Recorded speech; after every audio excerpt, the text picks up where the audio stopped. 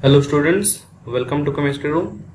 तो last lecture में हमने स्टैंडर्ड केस के लिए ईएमएफ निकालना सीख लिया। अब हम लोग उस पर कुछ प्रॉब्लम्स देख लेते हैं। ठीक है, तो चलो इसमें हम लोग फर्स्ट प्रॉब्लम ले लेते हैं।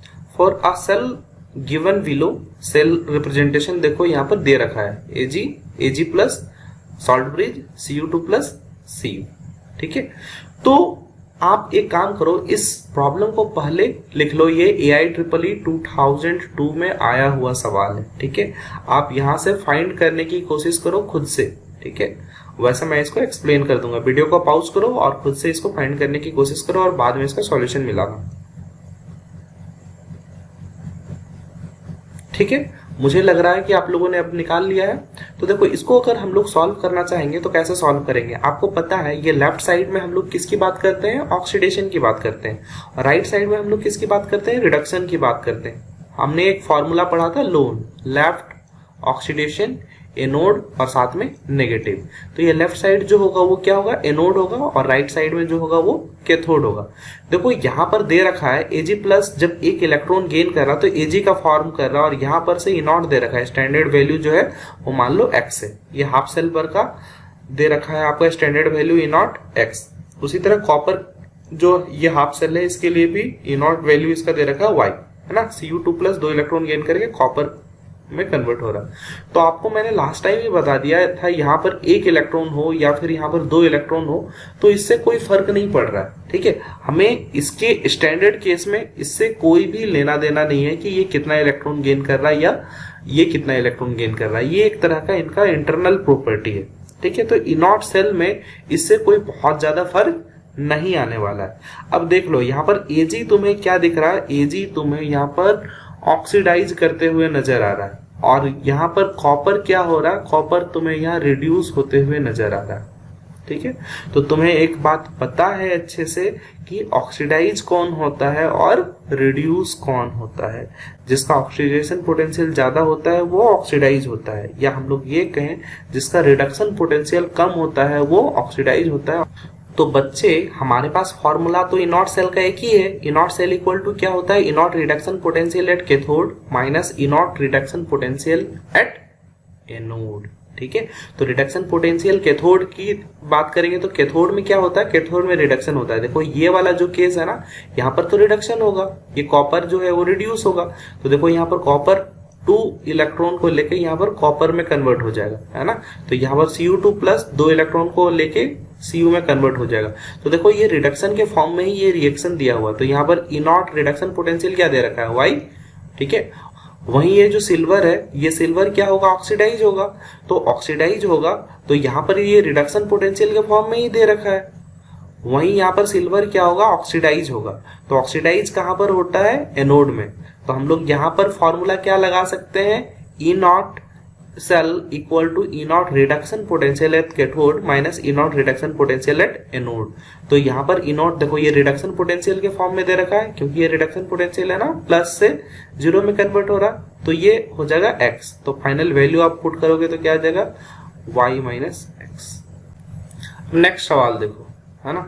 बोल रहा which cell will measure standard electrode potential of copper electrode. तो इसमें जितने सारे भी सेल दे रखे हैं, तो कॉपर इलेक्ट्रोड के लिए कौन सा स्टैंडर्ड इलेक्ट्रोड पोटेंशियल मेजर करेगा? आपको पता है स्टैंडर्ड इलेक्ट्रोड पोटेंशियल के लिए हम लोग जो रेफरेंस ले लेते हैं वो क्या लेते हैं? Standard hydrogen electrode. ठीक है, तो देखो हाइड्रोजन इलेक्ट्रोड पर का कुछ कंडीशन है, जैसे कि प्रेशर हम लोग वहां पर 1 बार में लेते हैं, और H प्लस का जो कंसेंट्रेशन रहता है वो कितना रहता है? 1 m रहता है। तो मान लो ये फर्स्ट ऑप्शन मैं देखता हूं, तो फर्स्ट ऑप्शन में देखो क्या दे रखा है? यहाँ पर देखो हाइड्रोजन पर का जो प्रेशर है वो 0.1 बार दे रखा है। मतलब ये तो बिल्कुल सा नहीं होगा। ठीक है, क्योंकि ये SHE को डिनोट नहीं करता है। सेकेंड ऑप्शन देखते हैं, तो यहाँ पर प्लेटिनम इलेक्ट्रोड है। ठीक है, उसके बाद हाइड्रोजन गैस है। ठीक है, ये 1 बार में दे रखा है। H प्लस इसका कंसेंट्रेशन भी 1 m दे रखा है। वहीं Cu2 प्लस एक्वस ये भी 1 m में दे रखा है, और ये Cu में कन्वर्ट हो रहा है। मतलब ये सेकेंड ऑप्शन सही नजर आ रहा है। थर्ड ऑप्शन पर आ जाते हैं वैसे। तो थर्ड ऑप्शन में भी देखो यहाँ पर 1 बार दे रखा है, H प्लस का कंसेंट्रेशन भी 1 m दे रखा है, बट यहाँ Cu2 प्लस का कंसेंट्रेशन 2 m दे रखा है। हमें पता है स्टैंडर्ड केस के लिए Cu2 प्लस का कंसेंट्रेशन जो है वो 1 m हमें लेना था, तो ये भी ऑप्शन नहीं होगा। तो हमारे पास केवल सेकेंड ऑप्शन बचता है। ठीक है, तो हमें पता है स्टैंडर्ड केस के लिए कंसेंट्रेशन जो रहता है वो 1 m रहता है और प्रेशर जो रहता है वो 1 बार रहता है। ठीक, अब देखो नेक्स्ट एक इंपॉर्टेंट कॉन्सेप्ट दे रखा है, इस बात को आप नोट कर लो। E cell is an intensive property. देखो ये एनसीईआरटी ने बहुत बढ़िया तरीके से ये वाला लाइन लिखा है। ठीक है, मतलब कि ई सेल जो है वो अमाउंट ऑफ सब्सटेंस पर डिपेंड नहीं करेगा। आपने इंटेंसिव और एक्सटेंसिव थर्मोडायनेमिक्स में क्लास 11 में पढ़ा था। While delta G of cell reaction is an extensive property, जबकि डेल्टा जी जो होगा वो एक एक्सटेंसिव प्रॉपर्टी होगा। Delta G amount of substance पर डिपेंड करेगा। आपने फॉर्मूला भी लगाया था लास्ट क्लास में, delta G equal to -NFE। तो देखो वहां पर एक फैक्टर n आ गया था ना, तो वो तो अमाउंट ऑफ सब्सटेंस पे डिपेंड करेगा, है ना। Q जो है वो डिपेंड करेगा कि चार्ज कितना ले रखा है, अमाउंट ऑफ सब्सटेंस कितना है, तो वो एक तरह का एक्सटेंसिव प्रॉपर्टी हो जाएगा। जबकि ई सेल जो होगा वो इंटेंसिव प्रॉपर्टी होगा। E cell amount of substance पे डिपेंड नहीं करेगा। देखो एक और सवाल बनाते हैं, ये भी आईआईटी में पूछा जा चुका है। A variable opposite external potential, E external की बात कर रहा है, is applied to the cell, है ना, Zn से Zn2 प्लस 1m, और यहाँ पर सॉल्ट ब्रिज दे रखा Cu2 प्लस से 1m Cu of potential 1.1 volt. ठीक है, एक वेरिएबल पोटेंशियल स्टार्टिंग में 1.1 वोल्ट अप्लाई किया गया, है ना, और फिर से when E external potential is less than 1.1 volt and potential 1.2 volt respectively. मतलब ये सारा पोटेंशियल अप्लाई किया गया, एक बार 1.1 वोल्ट, एक बार 1.1 वोल्ट से कम, और एक बार 1.2 वोल्ट। अब इलेक्ट्रॉन फ्लो जो करेगा, एक्चुअली इसमें ऑप्शन था from anode to cathode, first case के लिए था फ्रॉम कैथोड टू एनोड, इस तरह से बहुत सारे ऑप्शंस थे। ठीक है, तो इस सवाल का जवाब एनसीईआरटी ने स्टार्टिंग में ही दे दिया था। ठीक है, वैसे हम लोग अगर बात करें, हम ये देखो एक तरह पर का डेनियल सेल है ना, तो डेनियल सेल में आपको पता था यहाँ पर जो ईएमएफ जनरेट हुआ था वो 1.1 वोल्ट था।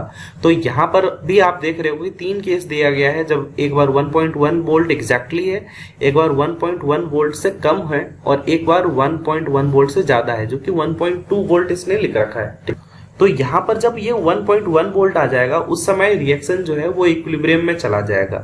जबकि अगर मान लो एक्सटर्नल पोटेंशियल आपने 1.1 वोल्ट से कम दिया, उस केस में क्या होगा, ये तो एक गैल्वेनिक सेल बन जाएगा, इलेक्ट्रोकेमिकल सेल बन जाएगा। मतलब कि यहाँ पर केमिकल एनर्जी का कन्वर्जन इलेक्ट्रिकल एनर्जी में होगा। ठीक है, जबकि अगर 1.2 वोल्ट दे दिया ना बच्चा, तो ये गैल्वेनिक सेल नहीं बनेगा। ठीक है, ये इलेक्ट्रोलिटिक सेल बनेगा। मतलब अगर बात करें तो सेल का ये चार्जिंग वाला केस हो जाएगा, जबकि ये कौन सा केस है, डिस्चार्जिंग वाला केस होगा। ठीक है, इसको अब देखो एनसीईआरटी वाले फिगर से देखने की कोशिश करते हैं। देखो ये फर्स्ट केस था जब ई एक्सटर्नल वोल्टेज 1.1 से कम दे रखा था, उस केस में ये क्या डिस्चार्जिंग का काम करेगा, मतलब ये गैल्वेनिक सेल का काम करेगा। तो क्या बोल रखा है, electrons flow from zinc rod to copper rod, hence current flows from Cu to Zn।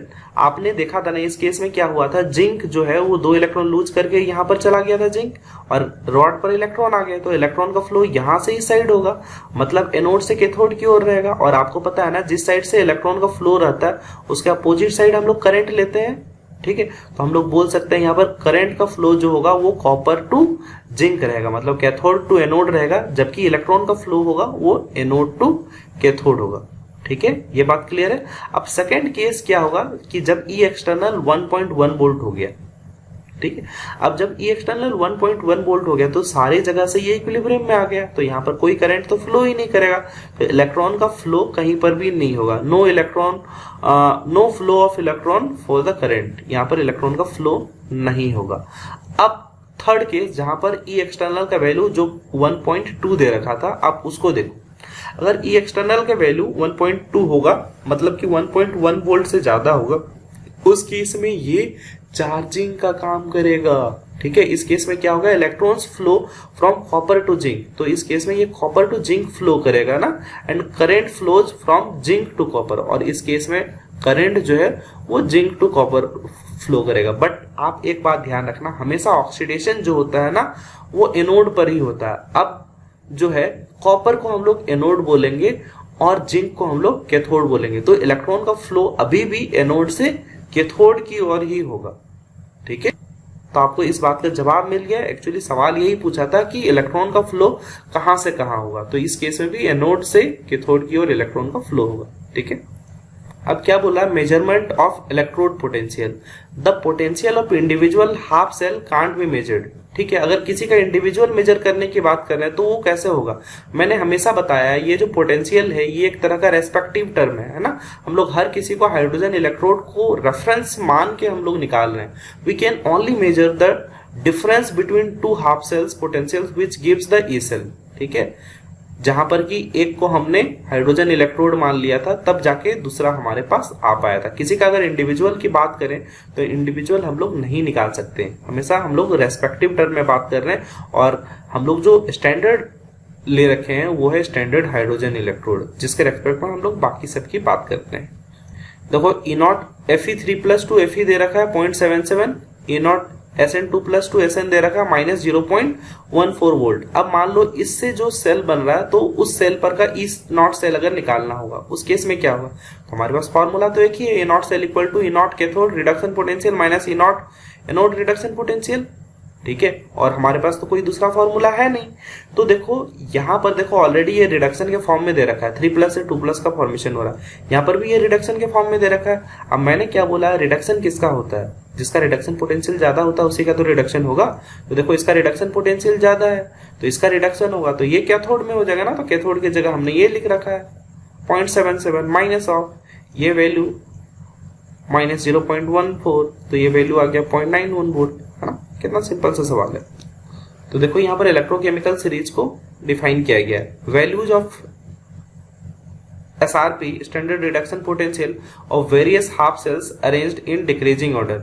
तो कई जगह पर ये डिक्रीजिंग ऑर्डर पे रहता है, कई जगह पर ये इंक्रीजिंग ऑर्डर पे रहता है। तो आपको ऐसे ही पता चल जाएगा। कई बार ये क्या करता है, फ्लोरीन से स्टार्ट करता है, तो उस केस में फ्लोरीन का सबसे हाईएस्ट रिडक्शन पोटेंशियल, ठीक है, और जाके लिथियम में खत्म करता है ना। लिथियम को आपको -3 के आसपास होता है, फ्लोरीन का 2.87 के आसपास होता है। बट कहीं कहीं पर आपको स्टैंडर्ड रिडक्शन पोटेंशियल है ना, वो इंक्रीजिंग ऑर्डर में मिलेगा। मतलब वो स्टार्ट कहां से करेगा, लिथियम से स्टार्ट करेगा और फ्लोरीन में एंड करेगा। ठीक है, तो हम लोग जो है वो कैसे मेजर करते हैं किसी भी चीज का स्टैंडर्ड रिडक्शन पोटेंशियल। तो एक साइड में हम लोग स्टैंडर्ड हाइड्रोजन इलेक्ट्रोड रख देंगे और दूसरे साइड में हम लोग अननोन हाफ सेल रख लेंगे, और उसके बाद ई सेल हम लोग क्या करेंगे, बीच में एक वोल्टमीटर लगा देंगे। तो वहां पर जो ई नॉट सेल आएगा वो हम लोग वहां से मेजर कर लेंगे।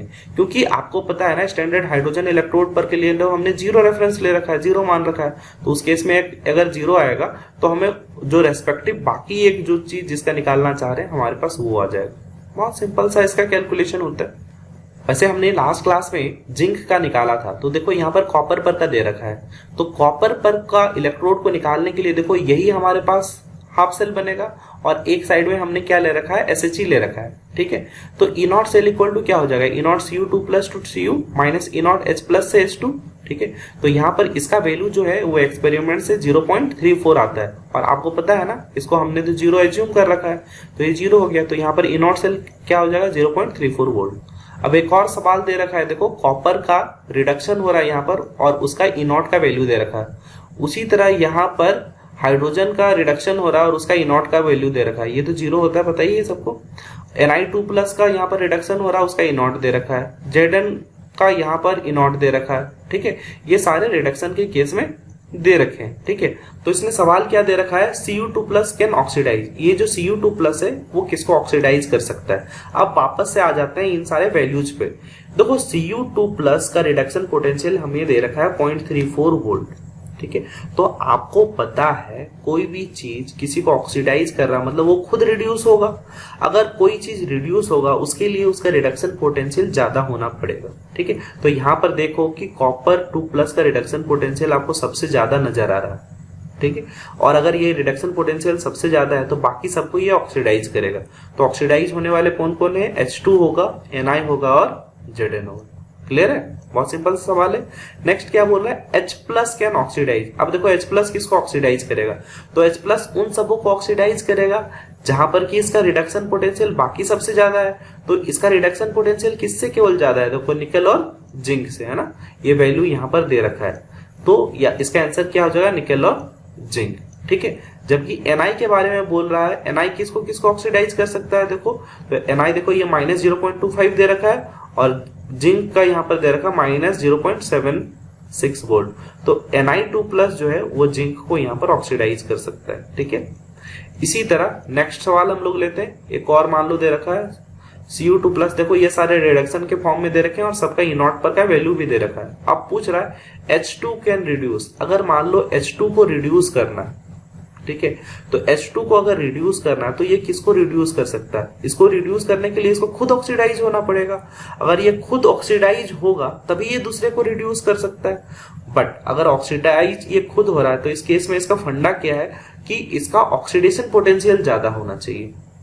ठीक है, और ये तो यहाँ पर रिडक्शन पोटेंशियल के फॉर्म में दे रखा है, तो रिडक्शन पोटेंशियल के फॉर्म में दे रखा है तो हम लोग इसको ऑक्सीडेशन पोटेंशियल के फॉर्म में अगर कन्वर्ट करेंगे तो हम लोग यहाँ पर साइन चेंज कर लेंगे तब भी हो जाएगा। ठीक है, तो ये नेगेटिव बन जाएगा, ये पॉजिटिव बन जाएगा, ये पॉजिटिव बन जाएगा, ये पॉजिटिव बन जाएगा। उस केस में देखो ये वैल्यू जो 0 0 है तो एकमात्र नेगेटिव टर्म यही होगा ना, तो एकमात्र नेगेटिव टर्म अगर ये होगा तो H2 जो है केवल Cu2+ को ही तो रिड्यूस कर सकता है, क्योंकि उसी का वैल्यू तो -0.34 होगा, बाकी तो होगा ही नहीं। या इसको हम लोग दूसरे तरीके से ऐसे सोच सकते हैं कि कोई अगर रिड्यूस कर सकता है किसी को, मतलब उसको खुद ऑक्सीडाइज होना है, अगर वो खुद ऑक्सीडाइज हो रहा है तो उसको रिडक्शन पोटेंशियल के टर्म में बोल सकते हैं कि जिसका रिडक्शन पोटेंशियल कम होगा वो ऑक्सीडाइज होगा। ठीक है, अब अगर इसका रिडक्शन पोटेंशियल कम है तो हम लोग कंपेयर करते हैं इनमें से किससे इसका रिडक्शन पोटेंशियल कम है। तो आप देखो कॉपर के रेस्पेक्ट में इसका रिडक्शन पोटेंशियल जो है वो कम है, तो ये यहाँ पर Cu2+ को क्या करेगा, रिड्यूस कर देगा। क्लियर है, याद रखना Cu2+ रिड्यूस होगा, Cu रिड्यूस नहीं होगा। ठीक है, Cu रिड्यूस होगा फिर नेगेटिव थोड़ी हो जाएगा, Cu2+ रिड्यूस होके Cu में कन्वर्ट करेगा। उसी तरह नेक्स्ट बोल रहा है Na कैन रिड्यूस, देखो Na किसको किसको रिड्यूस करेगा, तो आप देख लोगे ये जो है ये किससे किसके इसका रिडक्शन पोटेंशियल कम है, तो आपको यहाँ नजर आ रहा है Cu2+ और H+, इनसे रिडक्शन पोटेंशियल कम है तो ये इन दोनों को रिड्यूस कर सकता है। वहीं मान लो नेक्स्ट दे रखा है Zn कैन रिड्यूस, जिन किसको किसको रिड्यूस कर सकता है। फिर से आप वैल्यू कंपेयर करो तो देखो ये ऊपर के सारे वैल्यूज जो हैं वो इसके रेस्पेक्ट में ज्यादा है, ये सबसे कम वैल्यू है। ठीक है, तो ये क्या करेगा, ये खुद ऑक्सीडाइज होगा, बाकी सबको रिड्यूस करेगा, तो इन तीनों को ये रिड्यूस कर सकता है। तो Cu2+, H+ और Na2+ इसका आंसर हो जाएगा। ठीक है, नेक्स्ट क्लास में हम लोग देखने वाले हैं non standard electrode potential calculation, या फिर यहाँ पर नर्स्ट इक्वेशन देखेंगे, ये बहुत इंपॉर्टेंट है बच्चे।